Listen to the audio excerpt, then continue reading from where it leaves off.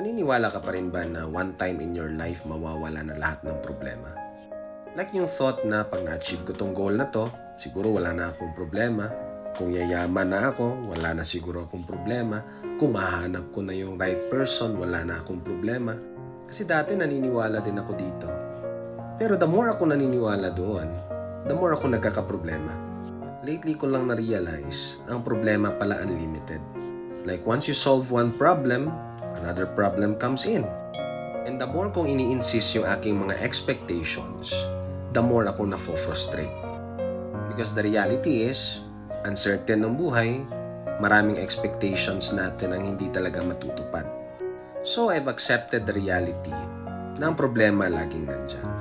Pero kahit gaano pa man kalaki ang problema, mas mataas pa rin ang ating kapasidad na harapin ang mga problemang ito. Follow for more.